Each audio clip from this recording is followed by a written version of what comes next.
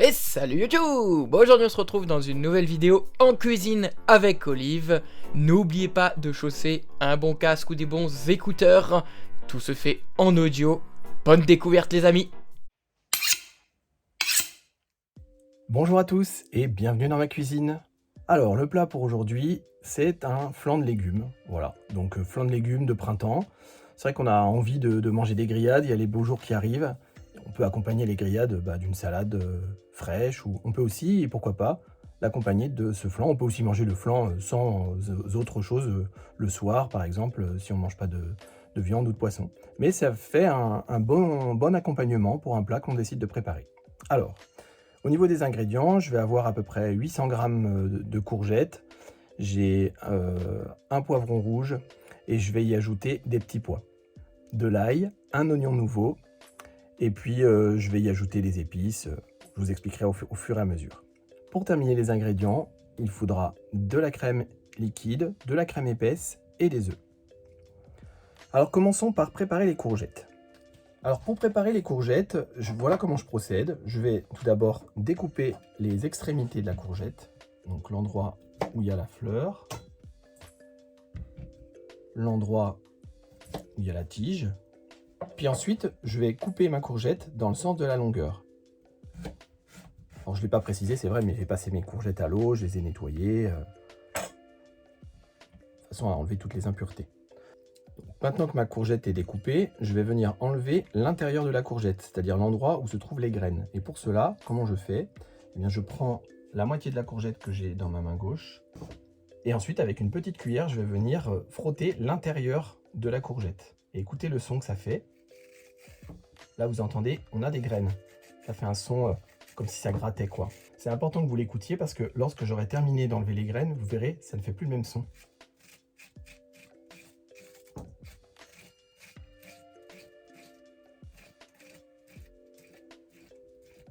Voilà, j'ai terminé, vous entendez, on n'entend plus le grattement.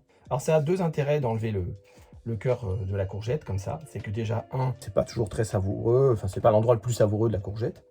Et puis deux, c'est un endroit qui va dégager beaucoup d'eau. Et en fait, si vous laissez ça à l'intérieur de votre courgette, et bien du coup, votre flan, il va être vraiment très liquide. Il ne se tiendra pas dans l'assiette. Maintenant que mes courgettes sont évidées, je vais venir les couper en lamelles, d'environ 1,5 cm d'épaisseur à peu près. Donc je les ai posés sur ma planche à découper parallèle et avec mon couteau, je coupe les deux moitiés en même temps. Alors évidemment, la recette que je vous propose, moi j'ai choisi ces légumes-là, mais vous pouvez très bien utiliser d'autres légumes, des brocolis, des carottes. Si vous utilisez des carottes, il faudra juste changer le temps de cuisson. Ça aura besoin d'être un petit peu plus long au niveau du temps de cuisson. Voilà, ma courgette est donc découpée. Je vais la verser dans un saladier avec les autres courgettes. Maintenant, je vais découper le poivron rouge. Alors, c'est très simple. Je le coupe tout d'abord en deux dans le sens de la hauteur. J'obtiens deux moitiés. Je vais commencer par enlever les pépins qui sont à l'intérieur. Alors, pour enlever la partie avec les pépins, comment je fais? Je me mets au-dessus du saladier de compost. Je glisse mon index et mon majeur à l'intérieur du poivron. Je mets mon pouce au niveau de la base, là où il y a la tige. Et je vais faire un effet de rotation, c'est-à-dire ma main qui tient le poivron va aller vers la droite et ma main qui tient le petit oignon va aller vers la gauche. Et en principe, on enlève tout, hein, c'est ça, il reste rien du tout. Ça a découpé en fait l'endroit où il y a la tige. À l'intérieur du poivron, quand je touche, je sens qu'il y a des petits endroits où il y a des petites alvéoles, si vous voulez. Et en fait, entre les alvéoles, eh ben, il y a une petite partie là qui n'est pas très bonne, donc je l'enlève aussi. Voilà. Alors, j'enlève pas tout, j'enlève ce qui vient en fait. Hein. Ce qui vient pas, c'est que c'est mangeable. Je tape mon poivron contre ma main pour faire tomber les dernières graines, vous les entendez. Puis ensuite, je le pose sur ma planche à découper. Je vais d'abord commencer par découper des lamelles fines. J'utilise un couteau à dents, moi je trouve que c'est vachement pratique pour couper les poivrons, les tomates. Puis ensuite, je tourne ma planche dans l'autre sens et je vais couper les lamelles en deux. Je verse ça dans mon saladier. Je fais la même chose avec l'autre moitié. Comme je travaille avec des légumes frais, je vais prendre tout de suite de l'ail nouveau. Profitons-en. C'est le début et c'est là qu'il est vraiment savoureux et en même temps il est très tendre. Je vais prendre 3 gousses d'ail. C'est pas très gros, l'ail nouveau c'est souvent plus petit, donc en temps normal, si vous avez de l'ail normal, vous en prenez 2. Alors sur mes gousses d'ail, je vais enlever la petite peau qui est autour, qui part toute seule. Alors là pour le coup, il n'y a pas besoin de l'éplucher comme on fait habituellement avec de l'ail un peu plus ancien. J'enlève la base, là où il y a les petites racines. Des fois il y a un petit peu de terre, voilà. Alors si le cœur vous en dit, vous pouvez même vous amuser à mettre des gousses d'ail entières à l'intérieur de votre plat. Hein. C'est de l'ail nouveau, donc c'est vraiment très frais, c'est pas fort en fait. Hein. Moi, c'est pas comme ça que je vais faire. Moi, ce que je vais faire, c'est que je vais les mettre à l'intérieur de mon hachoir. Alors dans mon hachoir, je vais venir ajouter un oignon nouveau. Je commence par enlever les racines. Je découpe la tige de l'oignon. Il est très beau, très frais. Il n'y a pas de peau à enlever, hein. Il est tout frais. Je vais le couper grossièrement en morceaux. Je coupe d'abord en deux dans le sens de la longueur. Et à nouveau en deux. Donc j'ai donc coupé l'oignon en quatre. Je les mets à l'intérieur du hachoir. Et puis comme j'ai de la tige, eh bien, je vais venir rajouter des petits morceaux de tige en plus. Je coupe des petites rondelles un peu épaisses, enfin, comme quand on prépare des poireaux si vous voulez.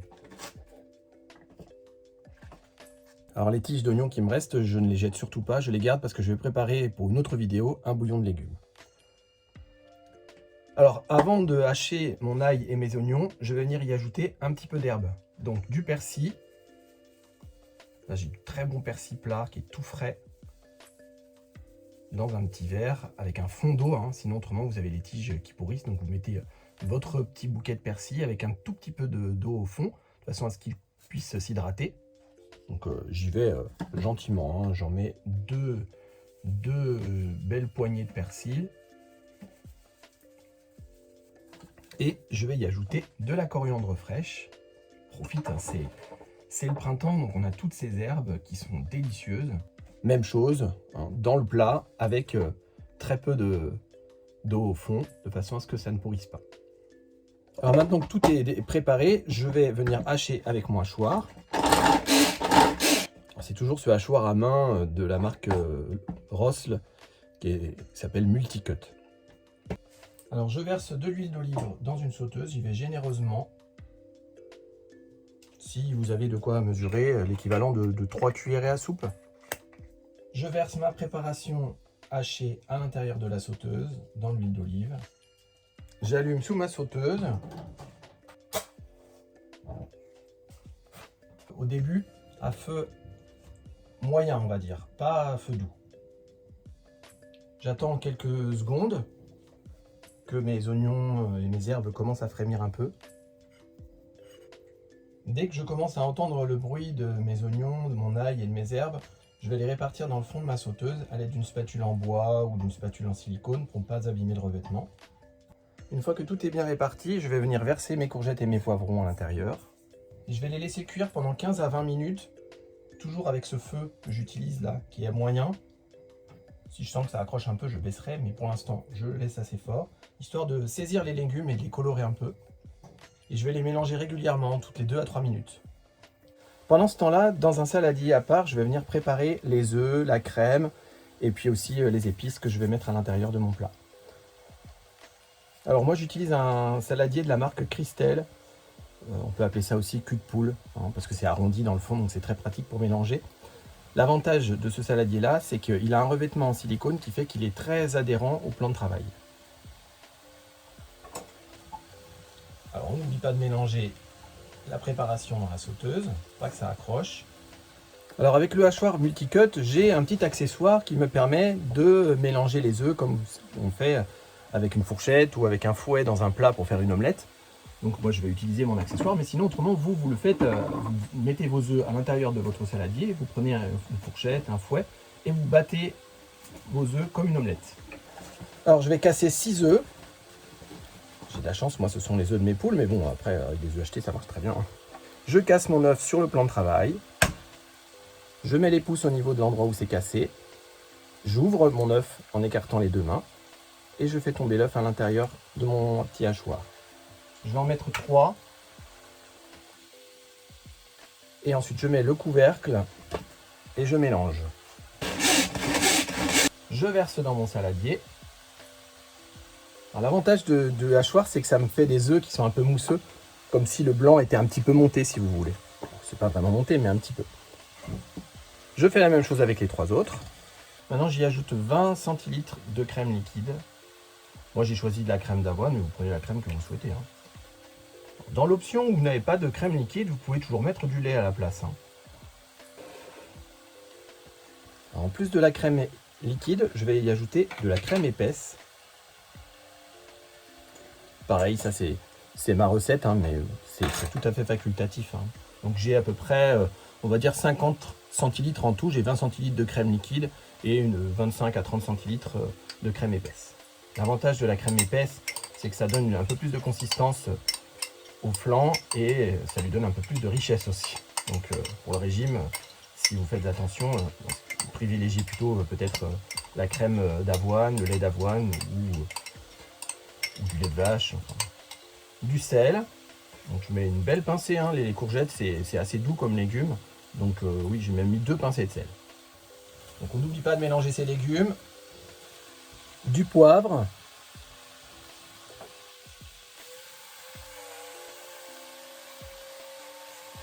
Vous voyez, j'en mets une certaine quantité parce que je veux que mon plat soit relativement relevé.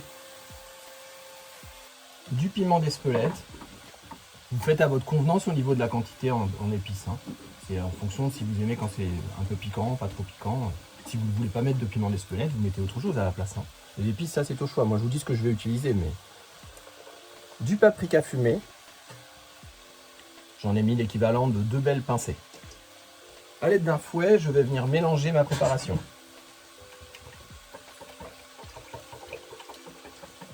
Bon là, ça fait à peu près 20 minutes et je me rends compte que mes légumes sont pas tout à fait assez cuits encore à mon goût. Je les trouve encore très fermes, donc je vais les laisser encore 5 minutes. D'ailleurs, pendant ces 5 minutes-là, je vais venir y ajouter les petits pois. Alors ce sont des petits pois frais, des petits pois de printemps, donc ils n'ont pas besoin de beaucoup de cuisson. Donc c'est pour ça que je ne les ai pas mis au début. Alors ce sont des petits pois que j'ai écossés ce matin et j'en mets 4 belles poignées. Donc je mets mon four à préchauffer à 180 degrés. Pour faire mon flan, j'utilise un plat à cake de 30 cm de long de la marque Le Creuset. C'est un plat en tôle avec un revêtement anti-adhésif, ce qui fait que je n'ai pas besoin d'utiliser de matière grasse. Pour commencer, je vais venir à l'aide d'une cuillère en plastique verser mes légumes dans mon plat. Donc, le but c'est de remplir le plat à peu près jusqu'à 1 cm du haut, on va dire. Donc quand j'ai commencé à remplir, au bout d'un moment, avec le fond de ma cuillère, j'appuie un petit peu dessus, histoire de tasser un petit peu les légumes à l'intérieur du plat. Maintenant que mes légumes sont dans le plat, je vais venir verser l'appareil à flan à l'intérieur. J'y vais doucement et j'ai mis mon doigt au-dessus afin de vérifier. Voilà, je verse à hauteur des légumes. Il m'en reste un petit peu, donc ce que je vais faire, c'est que je vais conserver le reste de mon saladier et je vais l'utiliser dans un petit ramequin à côté. Je vais faire un mini flan si vous voulez.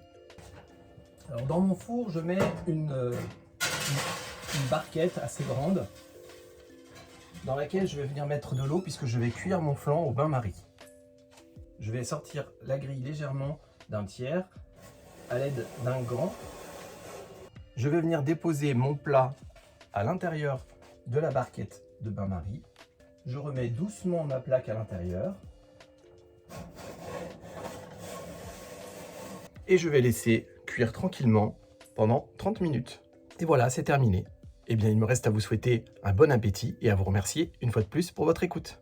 À bientôt. Alors, ça vous a plu ? Si vous avez toutes questions, suggestions ou interrogations, n'hésitez pas en section commentaires, on se fera un plaisir que ce soit Olive ou moi-même à vous répondre. N'hésitez pas à vous abonner à la page Facebook et à la chaîne YouTube pour être au courant de toutes les dernières sorties et actualités. Également les amis, partagez le contenu, ce sera important pour nous et pour ceux qui souhaitent apprendre à faire de bons plats. Bon appétit, à la prochaine!